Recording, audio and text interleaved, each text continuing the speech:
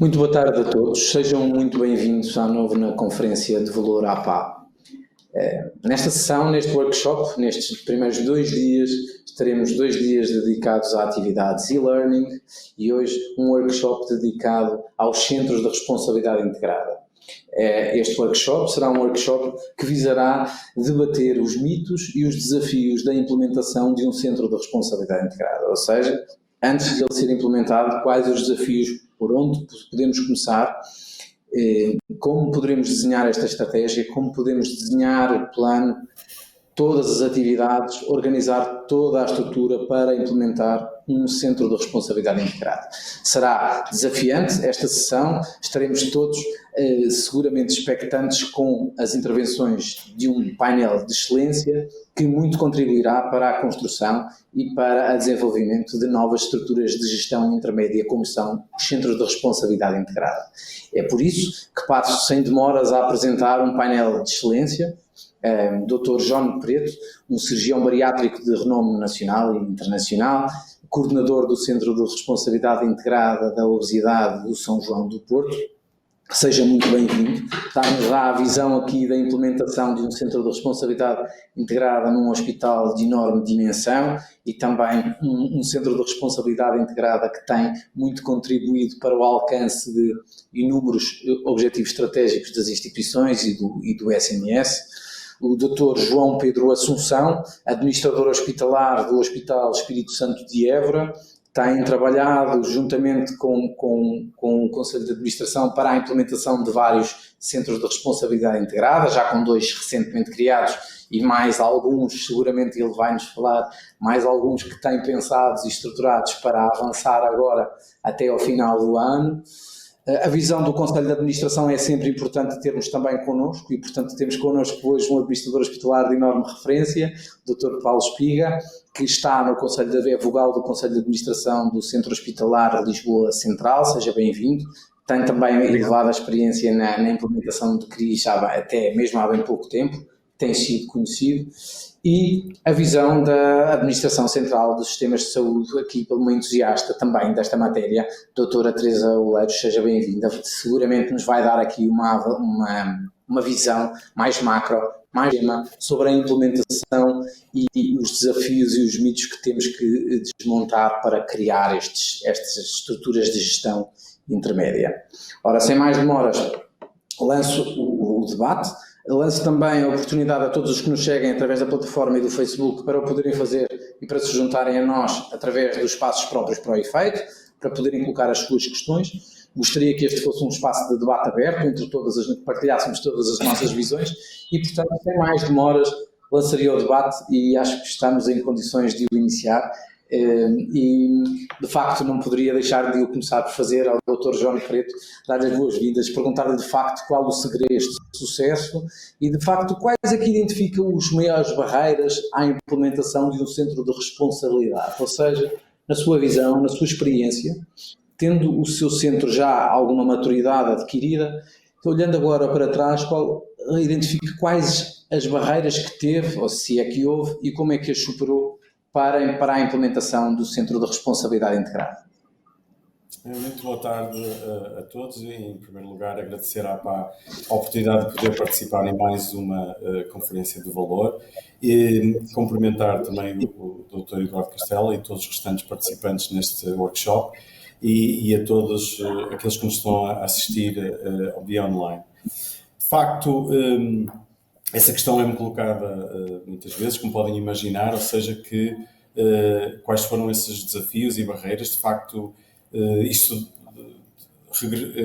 regressamos a 2018, quando o Centro Hospitalar de São João foi desafiado pela tutela da altura para poder, como todos os hospitais foram nessa altura, de verificarem se havia áreas dentro das suas instituições que pudessem ser, de facto, modelos a serem transformados em centros de responsabilidade integrada. E, de facto, nós fizemos esse exercício, no caso particular da cirurgia da obesidade, e depois nós podemos mais adiante falar porque é que é um bom modelo assistencial, bom modelo clínico para estes modelos de gestão intermédia. Mas, de facto, talvez o maior desafio foi nós implementar um modelo de gestão nova que quebrava, de certa forma, com um modelo existente, tem várias novidades, como sabemos, e provavelmente o facto de nós termos profissionais que, não integrando estes novos projetos CRIs, mantendo-se nas estruturas do modelo de gestão habitual, criar aqui alguma desigualdade, se quisermos, em termos institucionais. Ou seja, nós vamos ter uma instituição com algumas áreas organizadas em centros de funcionalidade integrada e temos outras áreas que não são organizadas nesta forma. E isto não é fácil quando recuamos a 2018 e começamos a discutir a hipótese desta área em particular de ser um centro de funcionalidade integrada. Há aqui vários desafios na sua implementação, como com certeza veremos discutir neste workshop. Agora, como também outra barreira, outro desafio foi aplicar este conceito à lei em vigor, ou seja, nós temos um quadro legal que é manifestamente insuficiente para estes modelos de gestão, ou seja, todos nós que estamos no terreno com estas áreas estamos convictos de que é preciso ir um bocadinho mais além se nós queremos ser mais abrangentes nestes modelos e que nós já temos quase 3 anos de experiência e é muito gratificante os resultados que nós já temos apresentado no primeiro, segundo ano e que já vamos quase a meio do terceiro ano, mas nós sabemos que a lei que está em vigor tem algumas insuficiências e, por vezes, devido a algumas questões que são difíceis depois de aplicar no terreno ao modelo de CRI. E depois, mais adiante, podemos falar em particular sobre alguns deles. Para já, dizia que nós conseguimos ultrapassar, porque é indiscutível que há aqui 2 princípios. Há áreas em que a lei aplica-se em termos da sua implementação em modelo de CRI. Nós conseguimos melhorar, através destes modelos de gestão, a qualidade clínica aos nossos pacientes. Portanto, o que estamos a dizer é áreas em que o modelo anterior era manifestamente insuficiente, com tempos de acesso prolongados, acima do tempo máximo de esforço garantido, dificuldade no acesso a determinadas áreas, seja consultas, seja cirurgias, e ou transformar no modelo CRI, nós conseguimos efetivamente, que é um dos objetivos, que é melhorar o acesso clínico, o trilho clínico do doente. Por outro lado, conseguimos demonstrar que nós conseguimos gerir melhor os recursos que nos estão à nossa disposição pelo SNS. E isso, sabendo nós que os recursos não são finitos, ter modelos de gestão como este, em que nós conseguimos gerir melhor, tornar-nos mais eficientes, com evidências, com indicadores e metas cumpridas, claramente que os profissionais envolvidos e o próprio Conselho de Administração vê isso com bons olhos e, portanto, daí a perseguição no sentido de implementarmos estes modelos. Muito obrigado. Eu captei, de facto, o que nos estava a dizer há pouco e falou-nos de uma certa desigualdade entre alguns serviços quando estes modelos são criados dentro das próprias instituições e, de facto, lembrei-me que seria a ponto interessante para fazer a pergunta ao Dr. Paulo Espiga e cumprimentá-lo naturalmente, dar-lhe as boas-vindas ao debate e perguntar-lhe, na medida em que está num Conselho de Administração que tem apostado bastante nos CRIs, muitas vezes nós questionamos como é que a opção é feita, ou seja, como é que se mede a cultura de um serviço ou de uma área, tem a maturidade suficiente para que se possa arrancar e para que se possa implementar um centro de responsabilidade, um modelo de gestão desta natureza. Há uma medição da cultura que é feita, há uma análise que o Conselho de Administração faça, é para resolver um problema. Como é que se parte para essa negociação sem ferir esta desigualdade ou sem criar esta desigualdade que salientámos aqui? Antes de mais, muito boa tarde a todos, boa tarde ao Eduardo e a todos os que estão aqui a ouvir-nos. Em relação a essa questão, de facto, para nós, ao nível do Conselho de Administração, é uma das perguntas-chave, ou seja, e a resposta a essa pergunta é uma resposta múltipla, porque as motivações que levam alguma equipa a querer fazer um CRI ou as motivações que levam o Conselho de Administração a propor a uma equipa que constitua um CRI podem ser diversas. E esse tem sido também aqui o nosso... A nossa ação tem seguido um pouco nesse caminho, que é identificar áreas que para nós são estratégicas ao nível da organização, e o Dr. John Preto há pouco relatou alguns dos aspectos, a questão do acesso, de melhor acesso, melhor acessibilidade, melhor desempenho assistencial, mas podemos querer também, e fizemos-lo, criar CRIs, desafiar a criação de CRIs que fossem disruptivos, ou seja, que mostrassem uma forma, eu não direi radicalmente diferente de trabalhar, mas muito diferente de trabalhar. E dou-vos o exemplo do nosso CRI da traumatologia ortopédica, que de facto apresentámos àquela equipa uma forma de trabalhar e um desafio diferente. Já em relação a outros CRIs, nós queríamos de facto consolidar uma questão de acesso, uma questão de melhor sustentabilidade e as próprias equipas avançaram nesse ponto. Outras têm a ver, de facto, com a relação que algumas especialidades, nós temos a particularidade aqui no Centro Hospitalar de termos 2 CRIs assentes em 2 especialidades, a urologia e a gastroenterologia, portanto foi a totalidade da especialidade que avançou, porque consideramos que a tal maturidade, a tal cultura de que há pouco o Eduardo falava, nessas 2 especialidades estava um passo à frente daquilo que eram os nossos departamentos, que aqui se chamam áreas, e portanto mereciam neste momento não ficar um bocadinho para trás agarrados à resolução de alguns problemas da área e podiam dar este salto porque estavam e estão, pensamos nós e pensam as equipas, perfeitamente alinhadas e com a capacidade de evoluírem. Portanto, esse é um aspecto. O outro aspecto que já foi tocado é, de facto, a cultura da organização na sua globalidade, entender, e enfim, eu não direi numa vida passada, mas noutras funções, já passei um bocadinho por isto, nos cuidados de saúde primários, quando se criaram os USFs modelo A, modelo B, não é? E toda, o que é muito típico também da cultura portuguesa, as coisas estão mal, quando alguém faz diferente é porque foi beneficiado, ou porque tem os melhores doentes, ou porque exclui os piores doentes, ou porque tem as melhores instalações, enfim, há sempre uma grande gente de quem faz diferente. Mas nós, enquanto Conselho de Administração, para nós foi estratégico e continua a ser estratégico, este é um caminho que está a iniciar, trazer essa disrupção para dentro da organização, trazer aqui um modelo que, com várias matizes, como vos disse, com objetivos até estratégicos diferentes, que coloquem a organização confrontada, e a palavra é mesmo confrontada, com formas diferentes de trabalhar. Claro que aqui, além das questões culturais, tem depois um acréscimo, digamos assim, que são as questões que têm a ver com as hierarquias técnicas e as hierarquias funcionais. Mas se eu não tenho o enfermeiro gestor dentro de um CRI, a quem é que os enfermeiros do CRI dependem? Se eu não tenho um médico que está à frente do CRI, mas que não é assistente graduado sénior, bom, aquelas questões mais das carreiras, no fundo, nós ainda herdamos toda essa parte, que no fundo é a nossa base organizacional, mas traz de facto aqui algum ponto.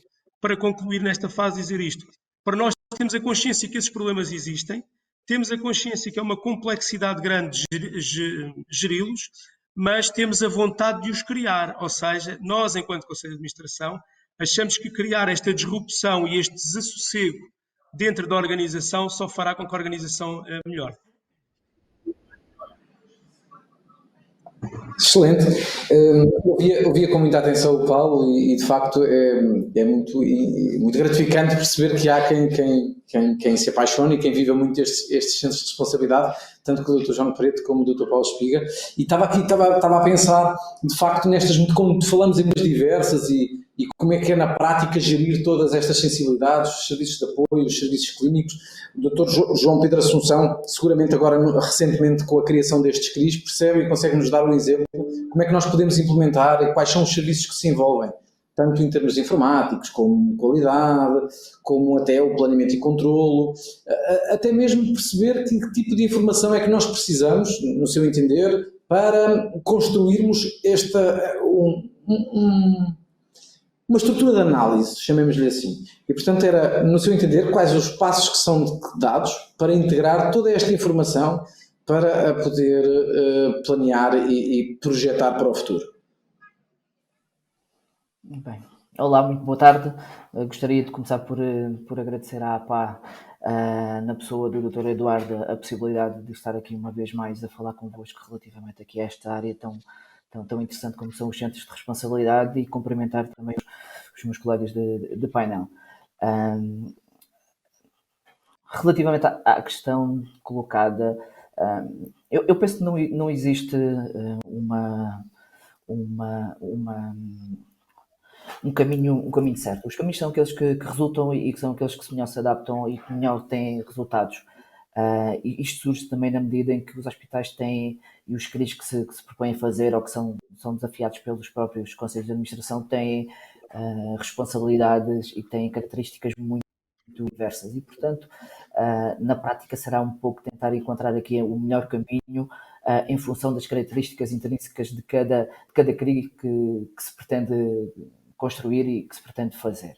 No entanto, parece-me que é aqui fundamental fazer aqui um exercício de início, que é fazer um bom diagnóstico da situação. E o que é que quer dizer com um bom diagnóstico da situação?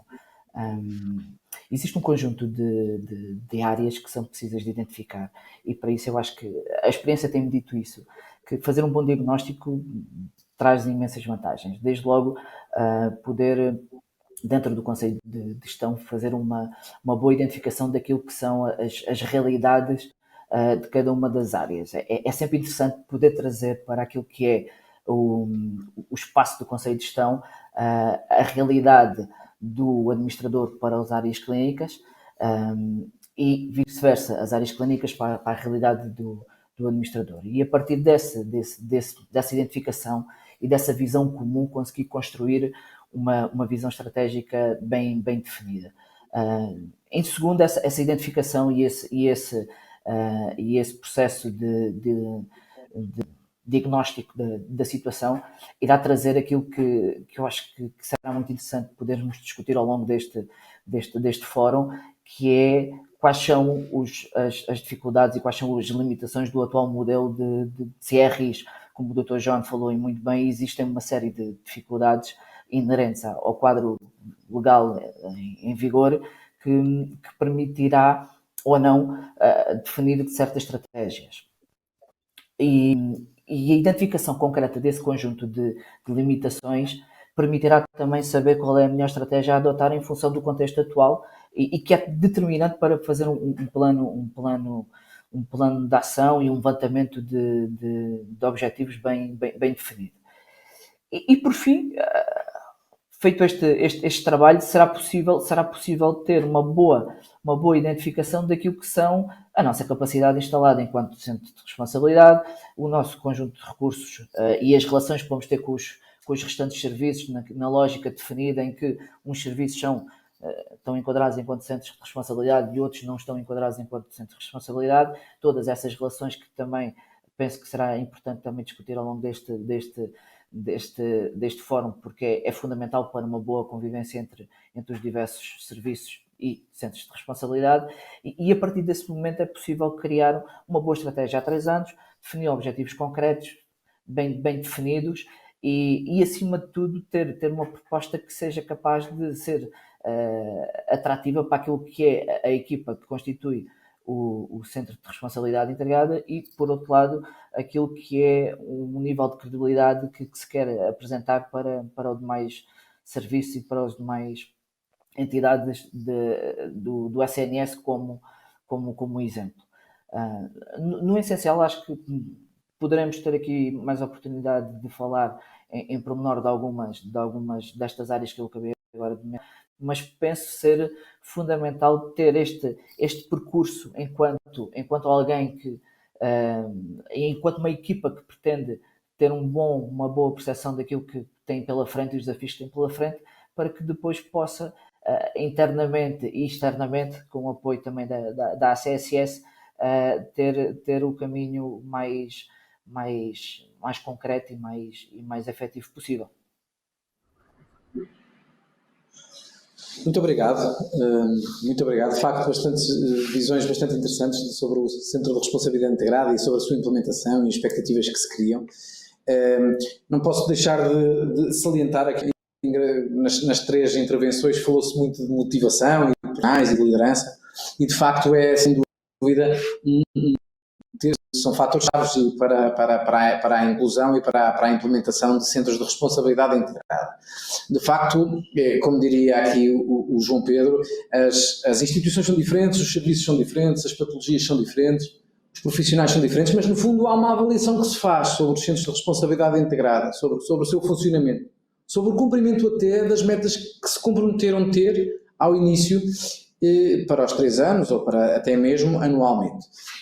E, de facto, doutora Teresa Oleiros, numa época em que nós temos vivido nos últimos anos, falamos muito de indicadores, de monitorização, acompanhamento, benchmarking, etc., qual o papel central da ACSS na avaliação e implementação dos centros de responsabilidade integrada, tanto na implementação, tanto nas necessidades da criação, como no seu acompanhamento?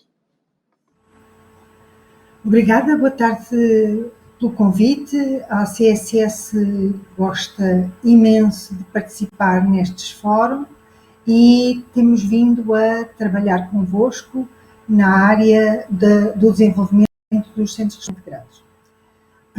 Eu quero lembrar à partida que o quadro legal que existe para os CRI é hoje muito mais claro e muito mais eficiente do que aquele que existiu no passado. Relembro que os CRIs estão previstos na legislação desde 1988, com formulários diferentes, com formatos diferentes, com mais ou menos autonomia, mas eles estão criados desde 88. E a verdade é que só agora temos condições e perspectivas de desenvolvimento muito superiores do que as que existiam no passado.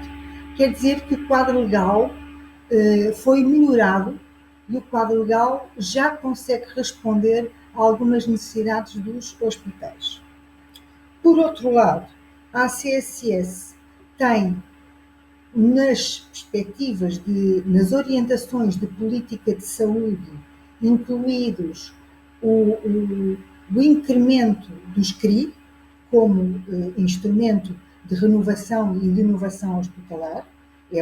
Os termos de referência para a contratualização já há algum tempo têm estas perspectivas e temos também, fruto de um trabalho aqui técnico desenvolvido por várias pessoas da ACSS, desenvolveram os documentos base para a criação dos CRI.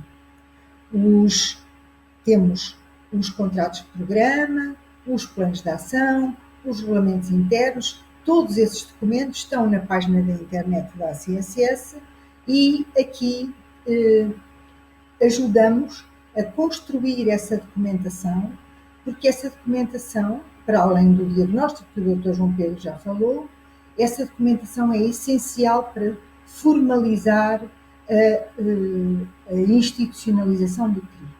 E a ACSS tem um focal point, que sou eu, para vos ajudar e para ajudar todos os CRIs a desemperrar a legislação, a interpretar a legislação, a formular esses documentos, a preparar o diagnóstico mais adequado, a listar as atividades, a identificar os recursos humanos que são necessários, enfim, um conjunto de instrumentos e de facilitação para todos aqueles que queiram desenvolver um CRI, que a ACSS põe à vossa disponibilidade.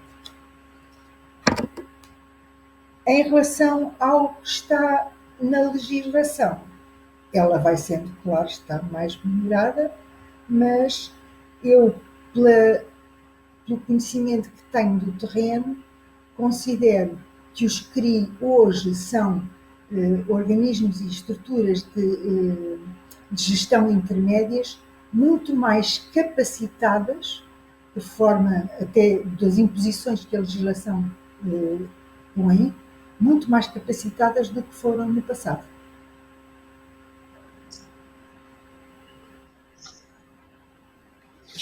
Muito obrigado, doutora Teresa.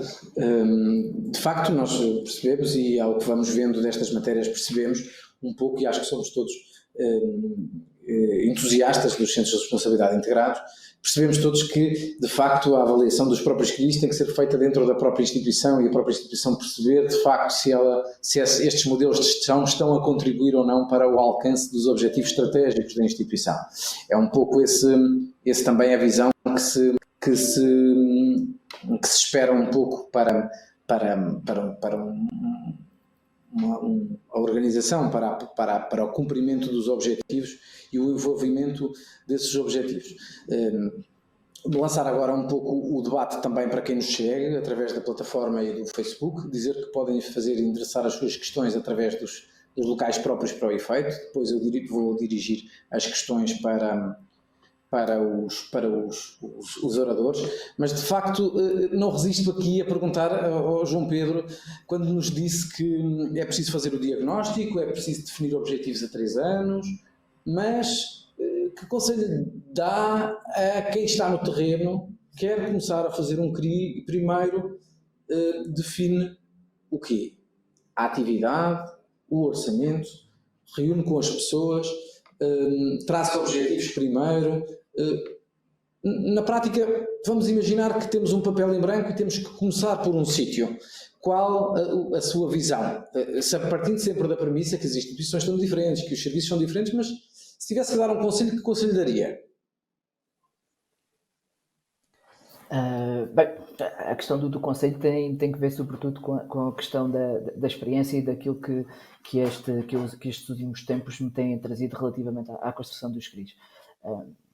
Eu, sem dúvida, eu acho que, passada a fase do diagnóstico e da identificação das necessidades, o que é fundamental é ter uma extraordinária ligação com o Conselho de Gestão, com o Conselho de Gestão, digamos, com a estrutura diretiva do diretor clínico, o enfermeiro e o administrador, que permita fazer uma boa identificação daquilo que é a capacidade instalada. Capacidade instalada naquilo que dentro das variáveis todas que se pode ter como capacidade, desde da carteira de serviços, desde os recursos humanos, desde como falou o Dr. Paulo Espiga, existem CRIs que podem ter, e a minha experiência concreta diz que existem CRIs que têm um serviço como um todo, ou que são parte de alguma atividade de um serviço ou de uma especialidade, e isso faz com que seja necessário ter uma boa identificação daquilo que é a capacidade instalada. Tendo a capacidade instalada bem definida, é possível ter uma visão daquilo que é a nossa capacidade de realização de atividade no horizonte de 3 anos, que é o horizonte do plano de ação e que nos é requisitado. A partir daí, a partir do momento em que nós tenhamos essa boa definição daquilo que é a nossa atividade num horizonte estratégico, chamemos-lhe assim, que vai de encontro com aquilo que é o plano de ação, penso que será um processo natural. E aí entrará um pouco naquilo que é importante definir de acordo com a estrutura da própria instituição. Isto é, existem instituições em que existe um apoio, por exemplo, do planeamento e controle de gestão, que possa dar um apoio concreto à elaboração dos centros de responsabilidades e ao conceito de gestão, como podem existir estruturas e hospitais que não tenham essa estrutura definida dessa forma, e terá que ser de uma relação com todos os serviços e com todas as áreas de apoio, que a própria legislação diz que é para trabalhar em conjunto com os centros de responsabilidade, e a partir daí fazer a identificação de todas as componentes relevantes para a elaboração da documentação necessária. Em suma, naquilo que poderia ser, se tivesse uma folha em branco, e naquilo que eu faria, seria conseguir definir bem o universo, a minha capacidade instalada enquanto centro de responsabilidade, ter um amadurecer dessa informação, com tudo que isso envolve. Fundamental ter uma boa definição daquilo que são os recursos. Faço nota deste ponto, porque muitas das vezes, e olhando também à experiência que relatou o Dr. João Preto, tem de ver com uma capacidade de se relacionar com outros serviços e conseguir definir de forma muito concreta qual é a nossa efetiva possibilidade de realizar, por exemplo, ou de ter, por exemplo, um bloco semanalmente ou de 15 em 15 dias, e não tendo em que condições é que eu posso vir a ter, pronto, e a partir daí tendo bem uma definição daquilo que é a minha capacidade instalada e a minha capacidade produtiva, fazer crescer aquilo que é um orçamento e toda a documentação inerente. A documentação inerente será de acordo também com a própria estrutura, que poderá dar esse suporte, ou poderá ser suportado mesmo também, penso eu, e aqui fazendo uma ligação com a CSS, que poderá dar esse apoio numa segunda fase, mas naturalmente, em termos daquilo que é o caminho, e o começar com folha em branco será, acima de tudo, saber aquilo que eu vou fazer e que condições tenho para fazer aquilo que pretendo. Porque caso contrário serão-se apenas boas intenções e não metas concretas. Bom, muito obrigado. De facto, nós passámos o ano transado a fazer planos, a desfazer planos, a voltar a fazer planos. Vivemos num clima de grande incerteza por das circunstâncias. E, de facto, atualmente, como sabemos, há uma preocupação grande da retoma da atividade, de voltarmos aos níveis do passado, ou até superarmos. Sabemos que existe uma certa pressão, e quando digo pressão, é uma boa pressão que temos nas nossas instituições, nova normalidade. E, portanto, aqui, lançando a pergunta ao Paulo Espiga, de facto, olhamos para os CRIs como um motor para essa retoma, para galvanizar, perdão o termo, para acelerar esta retoma, ou como um fator crítico de sucesso para ela?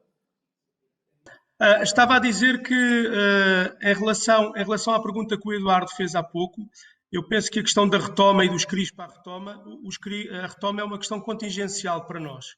Os CRI são estratégicos, não são contingenciais, não são meramente para responder ao que é que seja. Podem contribuir naturalmente e vão contribuir naturalmente para ajudar a reposicionar e na reorganização da oferta de cuidados, mas não existem ou existem para além daquilo que é a retoma.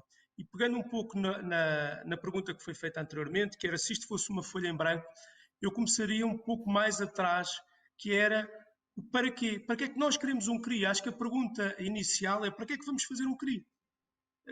E isso para nós é o essencial. E este para quê, como o João Pedro há pouco também falou, pode ter variadíssimas respostas, não é? Consoante a especialidade, as necessidades específicas. E além disto, para nós o que temos que ter também de início é qual é o compromisso que vamos assumir com a equipa. Porque muitas vezes, quando falamos de CRI, o segundo ponto, além do para quê, é o quê. E desculpem ser um bocadinho tão retilíneo, mas a questão aqui é mesmo esta, que é, quer quem está a propor fazer um CRI, quer o Conselho de Administração, tem que ter a perfeita noção daquilo que está a falar. Quais são os graus de autonomia, quais são os graus de incentivos, qual é o compromisso que nós, Conselho de Administração, pretendemos, e depois qual é o compromisso a que conseguimos chegar com a equipa. E nesse sentido, e pegando na questão da tal contingência, podemos muito ajudar e ajustar os planos de ação dos CRI para contribuírem para a tal retoma. Mas para nós, os CRI são essencialmente estruturais e servirão para alterar a forma de trabalhar e ter melhor desempenho, melhor satisfação, tudo aquilo que a CSS, quando republicou a legislação em 2017 e 2018, digamos assim, as últimas alterações, permitiu e colocou como principais objetivos. E eu aqui, enfim, gostava de facto de salientar, nós nos serviços, nas organizações, tendemos sempre muito a criticar os organismos centrais, e eu neste caso em concreto, e em concreto o Ricardo Mestre, que já não tem estas funções, mas gostaria de deixar aqui de facto o nosso reconhecimento, porque muito daquilo que é a dinâmica que os CRI têm neste momento deve-se a todo o trabalho do Ricardo e da equipa, da doutora Teresa Oleiro, que está connosco, na sistematização e em dar-nos, de facto, duas coisas. A primeira foi instrumentos claros, objetivos e que todos podemos usar, mas, por outro lado, dar-nos margem para nós podermos adaptar esses instrumentos àquilo que são as nossas realidades. E essa simultaneidade dessas duas situações, penso que para mim são uma das chaves para que nós conseguíssemos desassossegar os profissionais e avançar por este ponto, e agradecer à CSS por isso, e eu sei o que vos custou. Muito obrigado. Tive aqui uma quebra no sinal, mas apanhei parte da resposta. Muito obrigado, Paulo. De facto, aqui lançar também a questão à CSS, um pouco, como falava há pouco da retoma desta atividade e de nós voltarmos ao novo normal. De facto, foram criados agora, no último ano, o Pacto de Estabilidade Económico-Social para podermos retomar parte da atividade, e sabemos que há incentivos remuneratórios para que essa atividade tenha níveis que já teve, ou seja, para não deteriorarmos também o tempo de resposta aos utentes. De facto, como é que se vê a implementação destes novos modelos remuneratórios com o CRI? Ou seja, nós percebemos que grande parte do motor do CRI, muitas vezes, para termos alguma motivação extra, é parte da remuneração extra, ou seja, parte do sistema de incentivos. Mas agora temos, por outro lado, outro sistema de incentivos para recuperarmos atividade. Convivem bem estes dois modelos, ou seja, o Pacto de Estabilidade Económico, que tem uma majoração da atividade, e um centro de responsabilidade integrado. No seu entender, doutora Teresa, como é que acha que é esta convivência? A experiência que nós temos nos CRI, e faço minhas as palavras do Dr. Paulo Espiga, porque o Dr. Ricardo Mestre tinha nos centros de responsabilidade integrada uma perspectiva muito dinâmica e muito transformadora da nossa organização hospitalar, e com ele os ensinamentos que adotei são absolutamente vitais, e espero conseguir dar resposta e estar à altura da forma como ele dinamizou este setor. Eu acho que a questão essencial do lado dos CRI é que não é só... Os CRI não se criam apenas com base nos incentivos. A forma de trabalhar, a forma de assumir o risco, de assumir compromissos com o Conselho de Administração, de mudar estratégias internas de procedimentos técnicos, reter talentos. Cada CRI é um CRI, mas não tem... É muito estratégico, muito transformador, e não tem a ver apenas com a questão dos incentivos. Os incentivos vão se juntando, podem-se ir acumulando, mas a estratégia que subjaz aos CRI, a forma de organização do trabalho, a gestão das equipas, a governação clínica, a autonomia, é uma coisa super gratificante, e essa sim diria que é um grande incentivo aos profissionais. E também, já que estamos com uma conferência sobre construir o futuro da saúde para os administradores hospitalares, sobretudo, eu acho que é um enorme desafio, e é onde os administradores hospitalares podem ter um reconhecimento do seu valor estratégico inquestionável. Muito obrigado. Obrigado pela sua reflexão final também. Gostei dessa referência ao futuro, e nós construirmos o futuro juntos, de facto, é uma ambição que temos todos. E, de facto, estarmos a falar um pouco dos centros de responsabilidade integrada e da sua implementação, nada mais do que olharmos para o futuro. A experiência do Dr. João Preto é fulcral neste pensamento, e também com provas dadas aqui de sucesso na implementação de um CRI. Mas, doutor, sendo a área da obesidade, a cirurgia bariátrica, uma área também multidisciplinar entre si, ou seja, tem parte de várias atividades a mais do que a atividade de cirúrgica, não é? Tem uma parte de endocrinologia, de patologia clínica, até de cirurgia plástica, etc. Como é que convive um CRI com todos estes serviços de apoio, mas apoio clínico, e de outras prestações de cuidados para o tratamento do utente? Como é que convive esta gestão intermédia, portanto, esta organização dentro de uma instituição de saúde como o São João? Como é que tem superado, presumo que algumas resistências que tenha tido, alguns também desajustes de atividade noutros serviços por via do aumento da atividade do seu centro de responsabilidade integrada? Como é que se gera tudo isto? Pois, tudo isso é em si já um desafio, não é? Ou seja, como o Dr. Paulo Espiga disse, existem várias formas de olhar para estes modelos estratégicos. Pode-se pegar num serviço inteiro e transformá-lo em centro de responsabilidade integrada, como foi o caso do Serviço de Urologia e de Gastro do Centro Hospitalar Universitário de Lisboa Central, ou então fazê-los em áreas clínicas que tenham multidisciplinaridade, como o caso da obesidade. Eu acho que, respondendo de forma curta à questão, é dizer que como é que se consegue centralizando o doente. Ou seja, acho que um dos maiores benefícios do Centro de Responsabilidade Integrado é centralizar o doente no meio do modelo. É verdade que existem outros modelos para isso, os centros de referência também o fazem, mas os CRIs levam isto a outro patamar, porque temos aqui a possibilidade de melhorar claramente todo o percurso do doente, dar responsabilidade dentro de uma certa autonomia ao Conselho de Gestão para gerir não só o processo assistencial, mas o processo também de gestão, e com isso conseguirmos de facto ao longo do processo motivar os profissionais.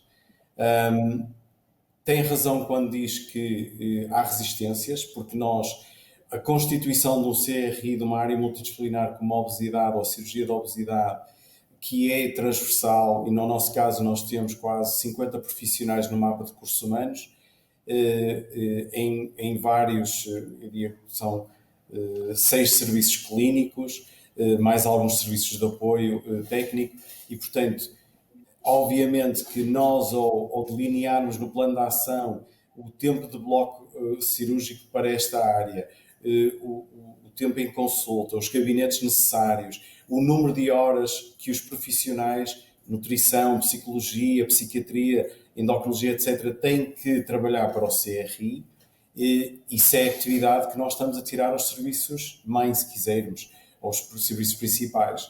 Mas eu acho que uma das coisas essenciais na implementação destes modelos de gestão é haver, primeiro, um claro apoio da parte do Conselho de Administração na visão estratégica e onde se quer atingir no futuro com estes CRIs.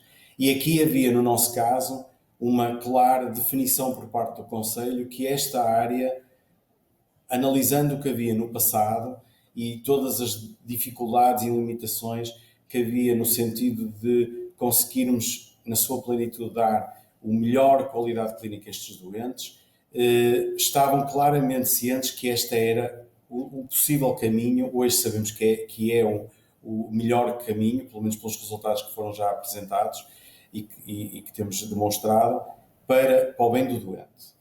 E acho que, e depois todo o trabalho que é feito em ligação com o Conselho de Gestão, portanto há aqui uma relação muito próxima do Conselho de Gestão deste CRI com o Conselho de Administração, como há em todos, e isso permite também que se desenvolva o trabalho com responsabilidade e, ao mesmo tempo, os próprios serviços, nós já levamos, como disse, 2 anos e meio de trabalho, conseguem testemunhar o trabalho que nós temos tido para o bem dos doentes. E, apesar dessas resistências, elas têm-se francamente diluído no tempo. A relação do Conselho de Gestão com as direções dos vários serviços é uma boa relação no sentido de trabalhar em conjunto para os objetivos, não só do CRI, mas também para os objetivos estratégicos do hospital, né, definidos pelo Conselho de Administração. E, portanto, à medida que os CRIs também se vão implementando, eu penso que os multidisciplinares como o nosso vão conseguindo no terreno desenvolver a sua atividade, uma vez que se vão estabelecendo estas relações de trabalho. Portanto, eu acho que Eu diria que primeiro é a centralização do doente, entender que estes modelos há vários tipos de CRIs que se podem implementar, com opções estratégicas diferentes. Este, claramente, no nosso caso, é para uma melhoria clínica dos pacientes. Por outro lado, como eu disse no início, gerindo melhor os recursos, portanto, não, tem que haver responsabilidade da autonomia que nos é dada, mas se nós estivermos bem cientes quais são os objetivos estratégicos da implementação deste tipo de CRIs, nós conseguimos ultrapassar essas restrições, essas dificuldades depois no terreno. E devolvo a questão ao João Pedro, num hospital como Évora, um centro de responsabilidade também integrado sobre a obesidade, também sobre o mesmo tema, que sente esta resistência, ou até mesmo do serviço de urgência. Os serviços de urgência, a escala da cirurgia, se calhar às vezes é prejudicada porque o cirurgião agora está muito tempo no CRI. Pormenores destes criam resistência dentro da organização, a gastro consegue acompanhar, a cirurgia plástica consegue acompanhar. Estes problemas sentem-se dentro de uma organização, num hospital de uma dimensão mais pequena que o São João? Os hospitais mais pequenos, com dimensões de média dimensão, como é o caso do Hospital de Évora, todas estas realidades da relação entre serviços são mais vividas, são mais sentidas, porque a partida de recursos naturalmente é feita de um ou outro nível que muitas das vezes os hospitais de maior dimensão conseguem um pouco contornar esta realidade pelo facto de terem serviços dedicados ou algumas equipas dedicadas, algo que hospitais com outro tipo de dimensão torna-se sempre mais complicado em termos de partilha de recursos.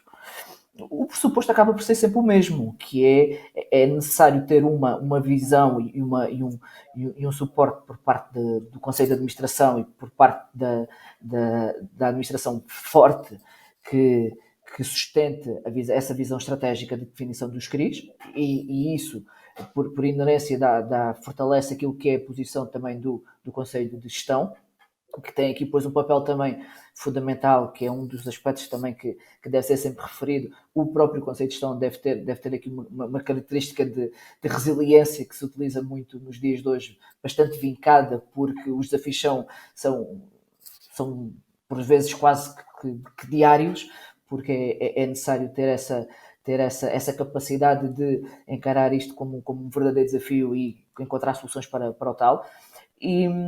Mas para dizer que, tendo esses pressupostos e tendo essas características, é tudo uma questão de, uma vez mais, criar, sempre com o tal foco falado e que concordo em absoluto naquilo que é a prestação de cuidados e o doente, não é? Mas ter uma capacidade de diálogo e de abertura para com os demais serviços muito, muito vincada e muito presente, porque os hospitais de média dimensão terão sempre que fazer essa ponte, os conselhos de gestão terão sempre que fazer essa ponte com os demais serviços, é a realidade. Não é um processo fácil, é um processo exigente, é um processo que envolve cedências, e acima de tudo uma capacidade de superação, eu diria talvez de alguma imaginação, para criar soluções para realidades novas, e ao fim e ao cabo a criação destas relações entre profissionais que estão dentro de um centro de responsabilidade e profissionais que estão fora dentro de um centro de responsabilidade, dentro daquilo que são as organizações, e independentemente da sua dimensão, cria novos desafios, e para novos desafios temos que encontrar novas soluções, porque faz parte mesmo do compromisso e da dinâmica que se pretende de um centro de responsabilidade. É um compromisso grande com aquilo que é o doente, mas acima de tudo com aquilo que é a prestação de cuidados dentro de um hospital. E em termos daquilo que é a realidade de um hospital médio, eu penso que naturalmente tem que ver com a capacidade de cooperação e de interação com os serviços. Mas é algo que nós fazemos com toda a satisfação, porque sentimos que é um caminho que os centros de responsabilidade são um caminho para tornar um hospital mais forte e também com uma melhor prestação ao utente e a quem nos procura ao fim e ao cabo. Sim, eu tenho tentado também, junto na minha instituição, tentado montar alguns CRIs, implementar alguns CRIs, falar com algumas pessoas. E normalmente as questões, quando debato estas matérias, as questões que me são colocadas são sempre, então, mas e se nós, entretanto, ficarmos sem um colega por maternidade ou por paternidade, temos que fazer mais atividade? Então, e se o CRI tiver um resultado negativo, nós temos que pôr do nosso dinheiro? Ou seja, à medida que fui falando sobre isto, fui percebendo que existe nos profissionais umas expectativas e um conhecimento muitas vezes dispar e muitas vezes desapoiado. A ACSS será a instituição indicada para ter um apoio e para garantir um apoio jurídico, um apoio na implementação, ou seja, sessões de esclarecimento, grupos de trabalho, para melhorar este processo de negociação com as pessoas, ou seja, porque de facto existem até, o Dr. Paulo Espiga há pouco falava-nos da progressão na carreira, não é? Ou seja, um cirurgião que fique muito tempo num CRI, que fique só, vamos dando o exemplo da obesidade, que é fácil, está aqui mesmo à nossa frente, ficando só com aquela atividade, depois se calhar a prestar provas junto para passar a assistente graduado sénior, terá um currículo mais centrado na obesidade do que nas outras patologias. Ou seja, a ACSS terá mecanismos para ir avaliando, para ir melhorando e, sobretudo, para esclarecer as dúvidas dos profissionais que os profissionais têm nestas matérias antes dos CRIs iniciarem? Sim. O meu papel é de focal point e de pôr a ACSS a responder a todas as questões que nos são colocadas relativamente aos CRI. Portanto, todas as dúvidas e todos os receios que existam sobre as mais variadas componentes da gestão de um CRI e da criação de um CRI podem ser colocadas à ACSS. De fazer referência também que quando comecei a trabalhar com o Dr. Ricardo Mestre nestas funções, detive-me que um dos papéis que o Dr. Ricardo Mestre levava muito a sério era exatamente o de validar e de apoiar os conselhos de administração e os CRI em algumas soluções que as pessoas não estavam 100% seguras das soluções que pretendiam adotar para o seu CRI. E a ACSS foi sempre um porto seguro de resposta e de ideias e soluções para resolver os problemas mais prementes que havia para resolver com os CRI. É evidente que ainda não existem muitos CRIs, mas já temos, em 2019 tínhamos 14, o Serviço Nacional de Saúde em 2019 tinha 14 CRIs e, fruto do trabalho dos conselhos de administração e de todas as equipas que têm estado no terreno, já existem 28 CRIs. Portanto, a experiência já nos vai dando um leque, quer de especialidades, quer de formulações estratégicas, quer de ligações com outros serviços, quer experiências na internalização de exames complementares de diagnóstico, prestação de serviço a outras áreas que podem ser benéficas para o hospital. Todas essas coisas nós vamos tendo já um conhecimento bastante detalhado. É evidente que agora vamos começar, e é importante que comecemos a partilhar esse conhecimento, fazer sessões de partilha de experiências como estas, e é com estas experiências também que contamos com a colaboração da APA. Muito bem, muito obrigado. Devolvendo aqui a visão do Conselho de Administração ao Paulo Espiga, com a experiência que tem adquirida e que tem nos últimos anos, há de facto uma análise, e pergunto-lhe se é recorrente. Eu admito Eu acho que já sei a resposta, mas pergunto se há de facto uma análise da sustentabilidade económico-financeira dos CRIs, ou seja, nós podemos compará-los com o passado, com aqueles serviços no passado, com aquelas áreas no passado. Esta análise fará sentido para continuarmos, fará sentido para desenvolvermos o próprio CRI ou até para o melhorarmos? Bom, claro que sim, que faz sentido, mas mais uma vez dizer que a criação dos CRI, e já irei à segunda parte do modelo de financiamento, mas a criação dos CRI tem de facto objetivos estratégicos que podem ser distintos.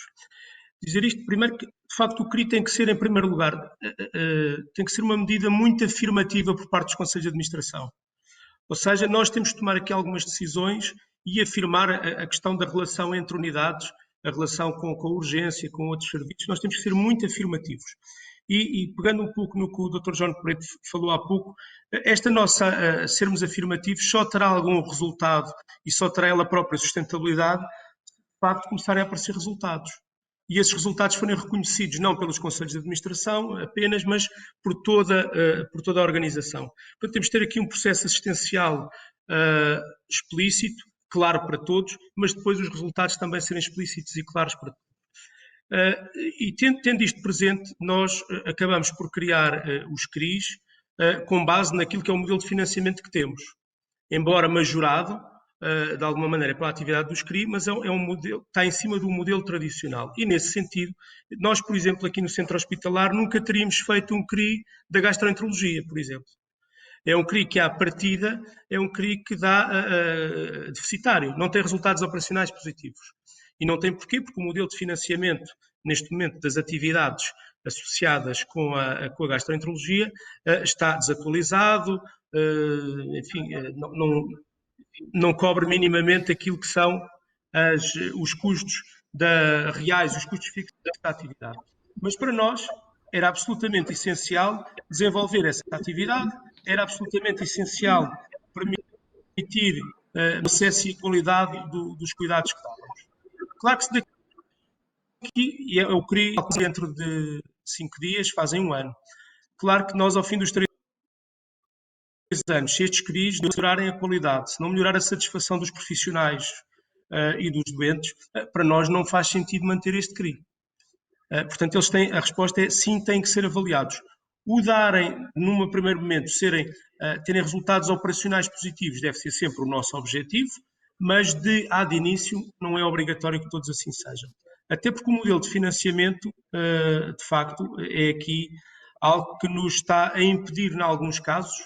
Só aqui um parênteses dizer que são 28 CRIs, no próximo dia 1 de junho poderão ser 30, porque nós vamos abrir mais 2 no próximo dia 1, e de facto acabam por ser todos nas áreas cirúrgicas ou nas áreas dos MCDTs.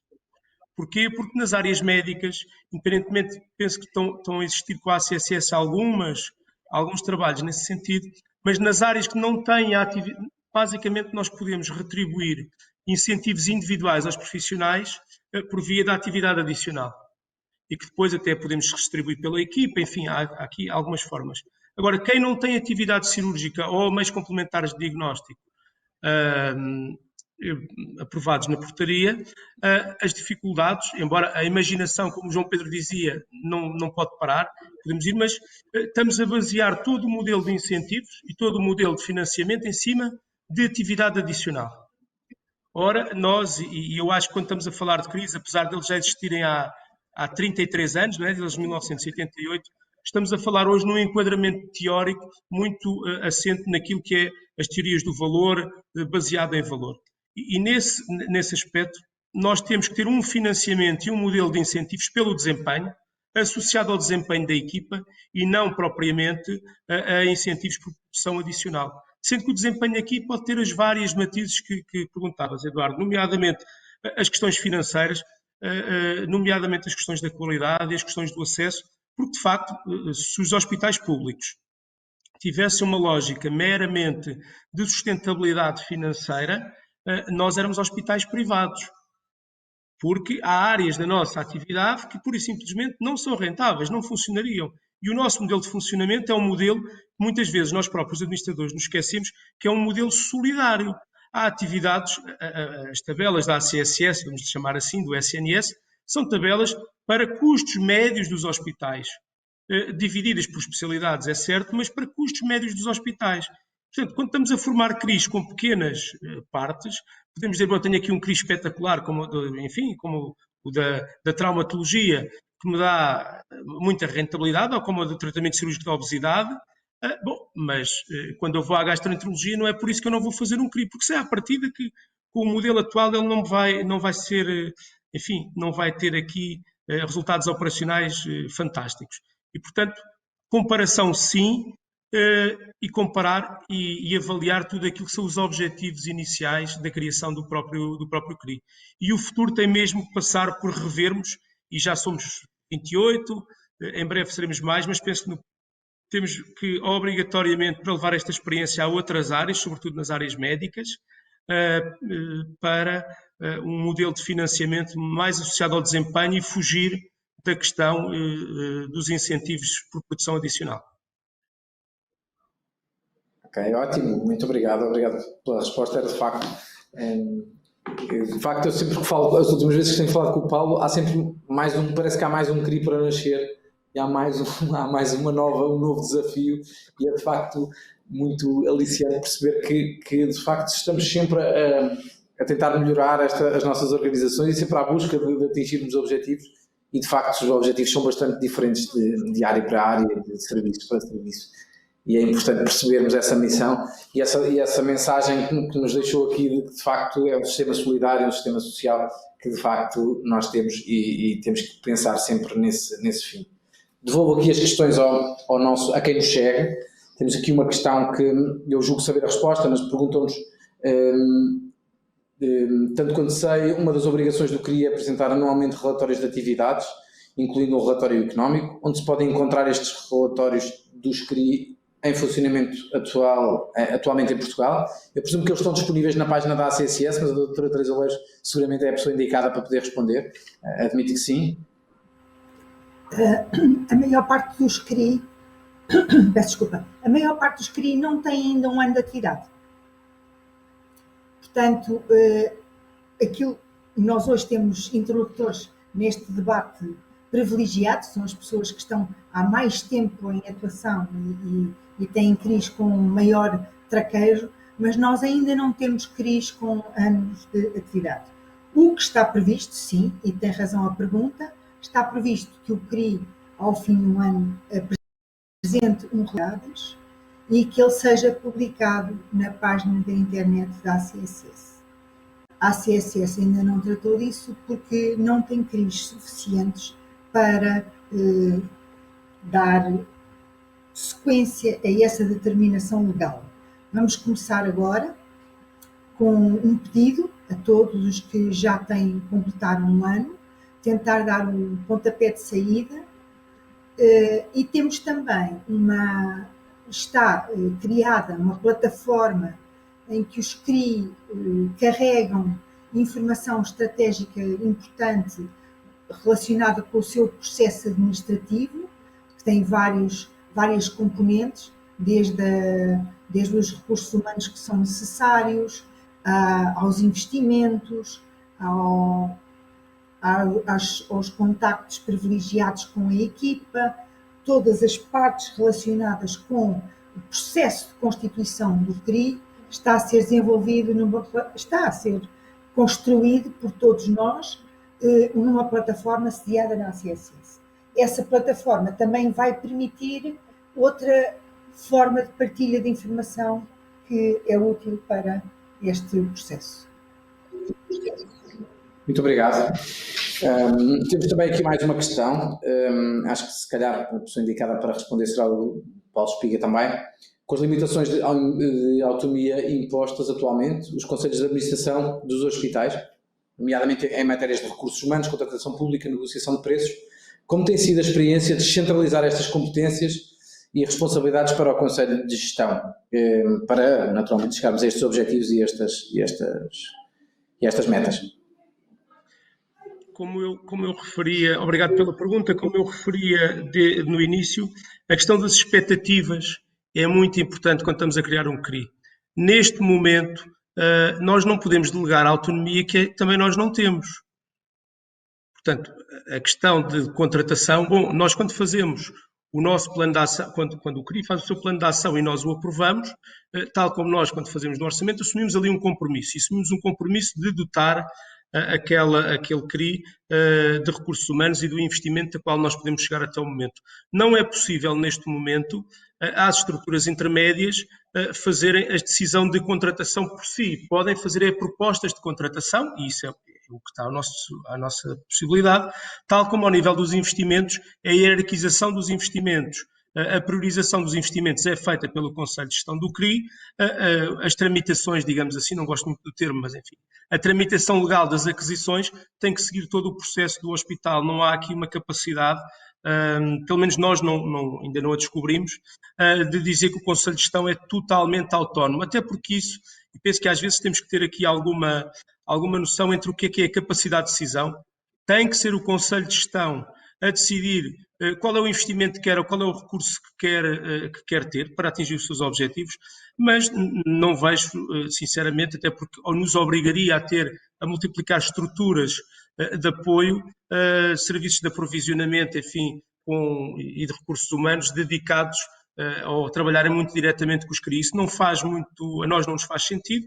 O que nos faz sentido, e esse é parte do nosso compromisso, é que sejam os conselhos de gestão a decidirem o que melhor querem e o que melhor acham que pode dar continuidade aos seus objetivos e quais são os recursos que querem dentro das opções, e por isso mesmo é que se chama um conselho de gestão, tem que gerir recursos escassos tal como nós.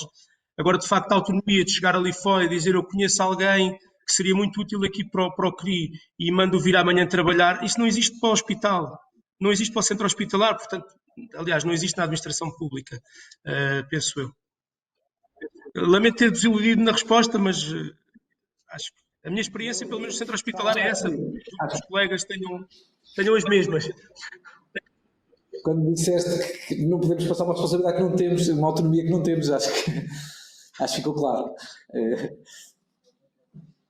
Aqui, um pouco, mais uma questão que eu acho que se calhar será a doutora Teresa Oleiros a responder, mas vou deixar à plateia, que é relativamente à esclerose múltipla. No Consenso Estratégico Nacional de Esclerose Múltipla, uma das propostas acarinhadas por todos os parceiros relevantes, clínicos, investigadores, terapeutas, doentes e cuidadores, foi a criação de centros de excelência para o tratamento da esclerose múltipla, com equipas multidisciplinares de médicos e terapeutas e de apoio social.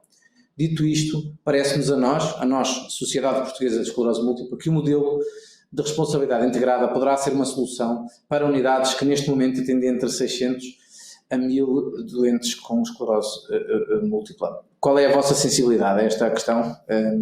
Deixo esta questão, acho que a questão é muito pertinente e gostava de, não sei, doutora Teresa, gostava de vos ouvir um pouco sobre a sensibilidade para esta matéria. Nós, na CSS, nós não temos uma visão de conduzir CRIs em função das patologias. Já existem muitas, mas elas são todas bottom-up, vêm todas de vontade das equipas e vêm todas de uma avaliação que é feita pela equipa para responder a necessidades. Não conheço nenhum CRI que tenha sido implementado e criado com base no parecer de uma sociedade doentes de prestação de cuidados específicos numa matéria. Há, de facto, situações que carecem de respostas mas temos que se juntar as equipas profissionais, porque os CRI são de adesão voluntária, não há CRIs sem ser de adesão voluntária, e temos que organizar-nos em função de respostas que temos que dar para essas patologias e essas doenças. Há o CHUC vai criar um para o sono, há para os implantes cocleares. Há uma série de iniciativas que estão em curso e que estão a ser estudadas e trabalhadas, e essa não vejo porque é que não pode ser. Haver uma norma a dizer que o que é que deve ser feito Essa não é a visão estratégica para os CRI. Não sei se me fiz entender. Perfeitamente. Muito obrigado. Estamos a chegar ao fim do nosso tempo. E temos aqui mais uma questão. Eu vou ler mais esta questão e depois vamos tentar fazer um parte final. Lembro que temos mais atividades de e-learning hoje à tarde. E para além destes objetivos de prática clínica, o Centro de Responsabilidade possui ainda competências de ensino, formação e investigação. Qual é o balanço, pergunto-nos aqui, qual é o balanço relativo à área da investigação e há melhorias com a implementação dos CRIs no modelo, não só ao nível dos outputs, mas também uma maior disponibilidade de recursos para realizar atividades de investigação. Era um pouco, não sei se o Dr. Jorge Preto quererá dizer algo sobre esta matéria, sobre a matéria da investigação clínica, ou seja, o aumento da atividade clínica muitas vezes pode ser prejudicial para a investigação, para o ensino ou para a informação, ou então, pelo contrário, dar-nos um pouco a sua visão sobre este tema. Falando na nossa experiência aqui no Hospital São João, relativamente a este CRI de obesidade, fazendo só aqui rapidamente uma retrospectiva, isto é uma área que o hospital já tinha desde o final dos anos 90 e por isso não foi difícil, por exemplo, muitas vezes perguntam-me como é que nós encontramos os recursos humanos para pertencerem ao CRI. Não foi muito difícil porque já eram os profissionais dos vários serviços que já faziam esta atividade e, portanto, foi só com central neste modelo. Isto para dizer o quê? O desenvolvimento desta atividade agora em modelo CRI e a motivação dos profissionais e toda a atividade de uma forma mais estruturada acabou por melhorar até esta área da investigação e do ensino. Ou seja, por outras palavras, não quer dizer que antes do CRI não houvesse a vontade, não houvesse a atividade, não houvesse os doentes e a ciência para tal, mas a atividade mais dispersa, não organizada num modelo como o CRI, não maximizava, digamos assim, essa possibilidade de investigação. E, portanto, o que eu sinto é que, ao fim de 2 anos e meio, a forma de trabalhar e a atividade em CRI também, além da atividade assistencial, além da atividade de gestão, também esta atividade do ensino e da investigação, nós conseguimos até desenvolver melhor essa atividade. Claro que o tempo e a distribuição do tempo é um desafio, porque, obviamente, que quanto melhor nós e mais doentes nós conseguimos tratar dentro dos tempos máximos de resposta garantido, maior desafiante é de nós conseguirmos manter essa atividade nessa linha e de não desviar, digamos assim, das metas. Mas nós conseguimos, como um grupo de trabalho, como uma equipa multidisciplinar, trazer de volta algumas áreas como a educação para os doentes obesos e o ensino e a investigação, que antes do modelo CRI foi mais difícil.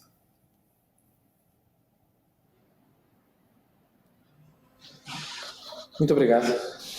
Julgo que não temos mais questões. Não sei se gostariam de fazer um comentário final. Estamos no final da nossa sessão. Não sei se gostaria aqui também um bocadinho a palavra ao João Pedro para dar aqui também uma nota final de incentivo à mudança e incentivo também à construção de modelos conjuntos dentro das instituições. Antes do encerramento, dar-lhe a palavra. Bem, eu gostaria só de realçar que acho que este evento foi um bom cartão de visita para quem quer fazer um CRI e para quem acha que o CRI acaba por ser a solução, quer do ponto de vista das equipas, quer do ponto de vista dos conselhos de administração. A realidade é que, sendo uma área nova, relativamente nova, pronto, é fundamental ter presente dois aspectos, que é uma área extremamente desafiante, mas os objetivos também concretizados podem ser extremamente aliciantes e estimulantes para todos os que participam na constituição dos centros de responsabilidade.